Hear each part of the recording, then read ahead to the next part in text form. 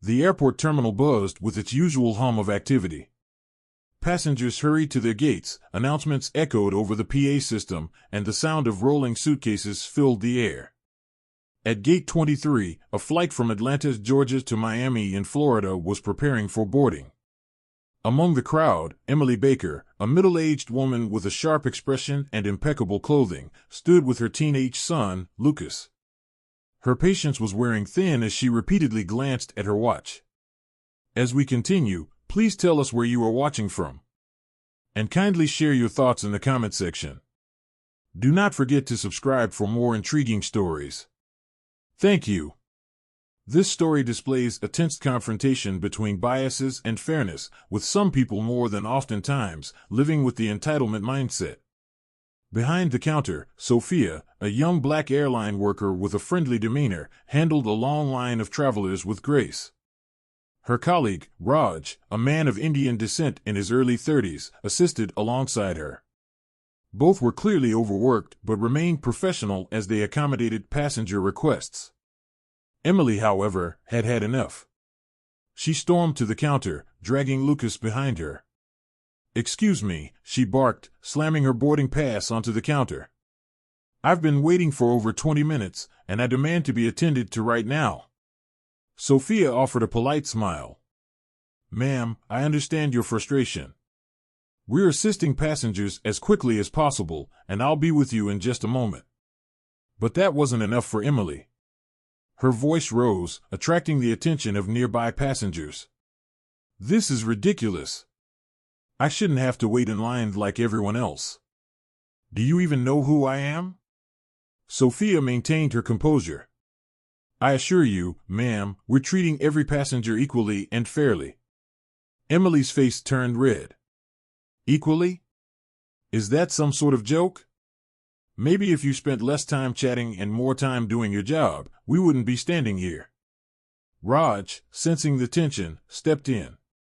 "Ma'am, we understand your concerns, but we're doing our best to ensure everyone is served. Please remain calm."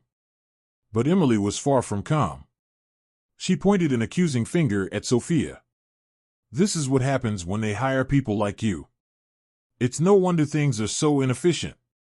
A gasp rippled through the surrounding passengers, who were now fully tuned into the confrontation. Lucas tugged on his mother's arm, whispering, "Mom, please stop." Emily ignored him and continued her tirade, hurling insults and accusations. Sophia's calm facade began to falter, but she held her ground. "Ma'am, I'm going to have to ask you to lower your voice, or I'll be forced to call security." "Oh, call security!"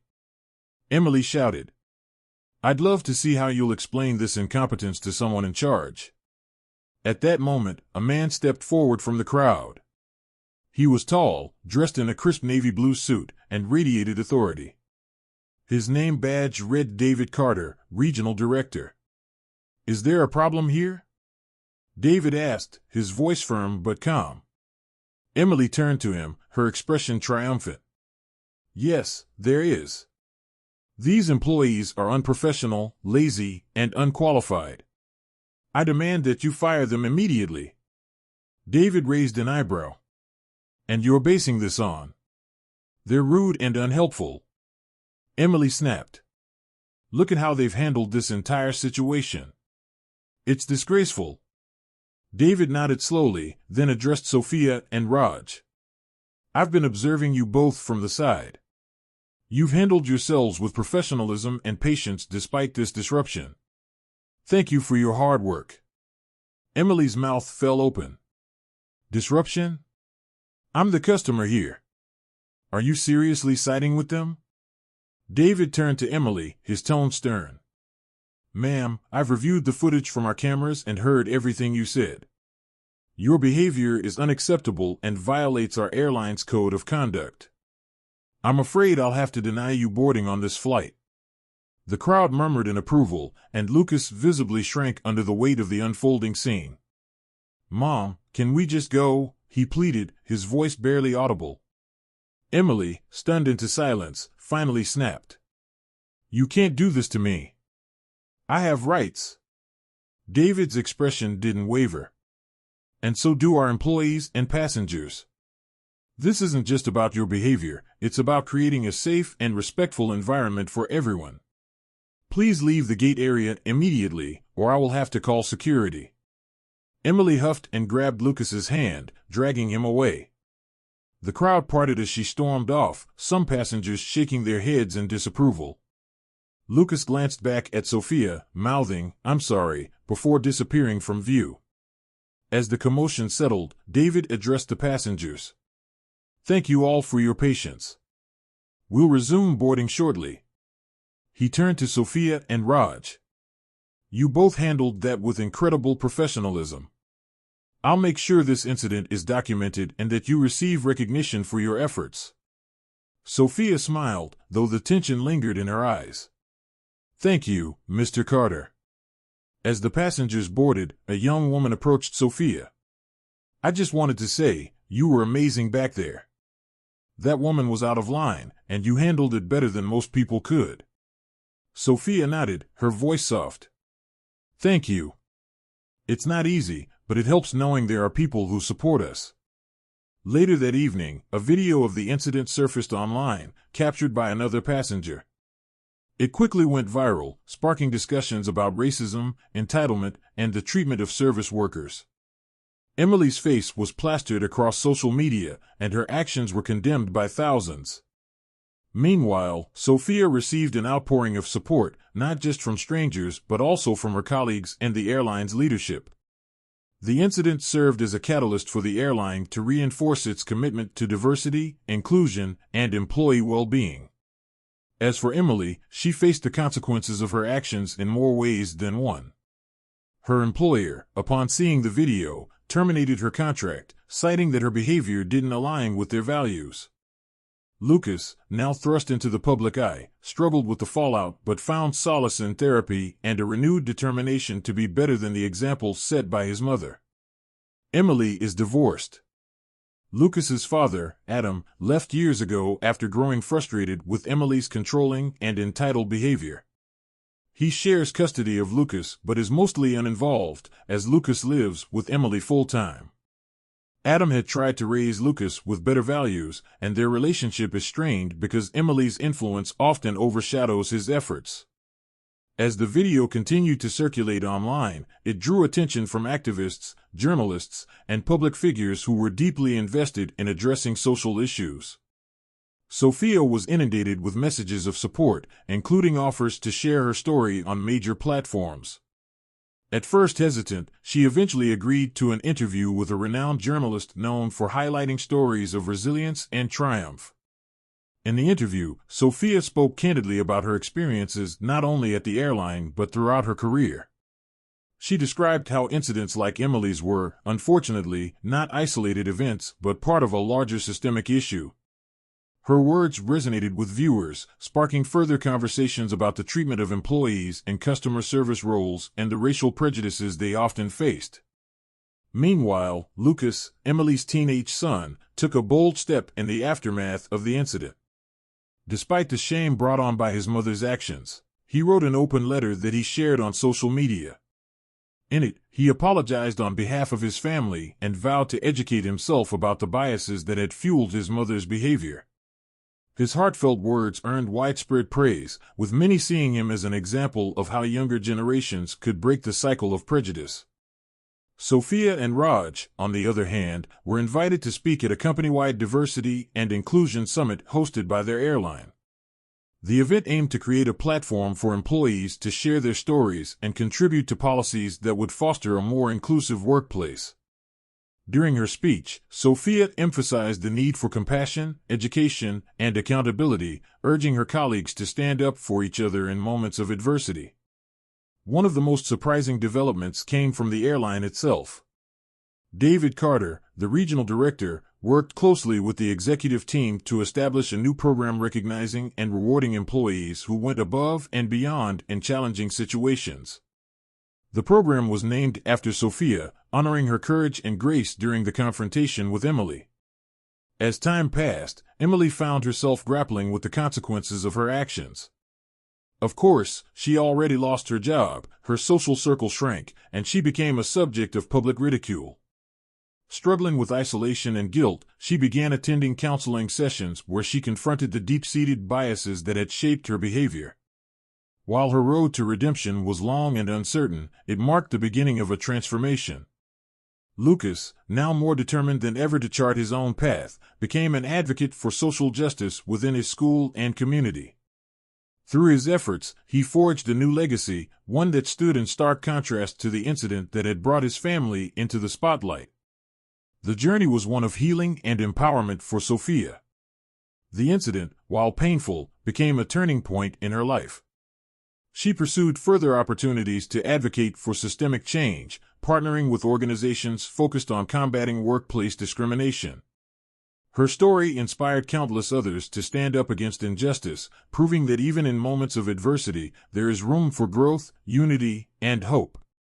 Emily, now fully backed into a corner, held a press conference to issue an apology. But instead of showing contrition, she doubled down, claiming she was the true victim of cancel culture. This move only fueled the fire, and within hours, more stories emerged from former acquaintances and colleagues, painting an even darker picture of her pattern of behavior. She quickly became the face of everything wrong with entitlement and discrimination, and her life began to unravel further. As the tension surrounding the incident reached a boiling point, a shocking revelation came to light.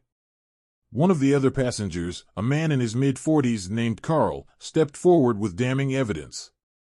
He had overheard Emily on the phone days prior, bragging about how she'd put people in their place when she felt they didn't belong. Carl, a civil rights attorney, had been quietly collecting evidence, disgusted by her behavior but waiting for the right moment to take action. Carl didn't have a personal relationship with Emily before this incident. He was simply another passenger at the airport who had observed her over several days, as they were coincidentally flying out of the same airport multiple times. He overheard her phone conversation during one of those prior instances where she bragged about belittling people, particularly those from marginalized groups. Carl, being a civil rights attorney and someone who stood against such behavior, decided to act when the incident at the airport occurred, exposing her pattern of behavior with evidence he had gathered. Carl released a detailed report to the media, exposing Emily's history of racist outbursts at public venues and prior incidents involving airline staff. The evidence included emails from her previous employer showing she had been terminated for similar behavior. The public backlash against Emily turned into a tidal wave, and her name became synonymous with prejudice and unchecked privilege. Other than sharing the airport space and overhearing her discriminatory comments in the past, Carl had never interacted with Emily directly before the incident. His decision to step forward was rooted in his principles and professional background rather than a personal vendetta. The airline, seizing the opportunity to reinforce its zero-tolerance policy, announced a landmark lawsuit against Emily for defamation of their employees and intentional disruption of operations. The move was unprecedented, and when the trial commenced, it was Sophia who took the stand. With her head held high, she recounted the events in vivid detail, her voice filled with conviction and power. Raj, now promoted to a senior managerial role, sat in the courtroom, offering his silent but steadfast support. The jury's decision came swiftly. Emily was found guilty of defamation and harassment. The judge delivered a scathing verdict, calling her actions a gross misuse of privilege and a disgrace to humanity. As part of the ruling, Emily was ordered to pay hefty damages to both Sophia and Raj, with the funds directed toward establishing diversity and sensitivity training programs within the airline and other customer-facing industries. As Emily walked out of the courtroom, hounded by reporters and furious bystanders, she locked eyes with Sophia one last time. "This isn't over," she hissed, her face twisted with resentment. Sophia, standing tall and unfazed, replied with icy resolve, "It is for you." The media frenzy culminated in Sophia becoming an international symbol of resilience against bigotry.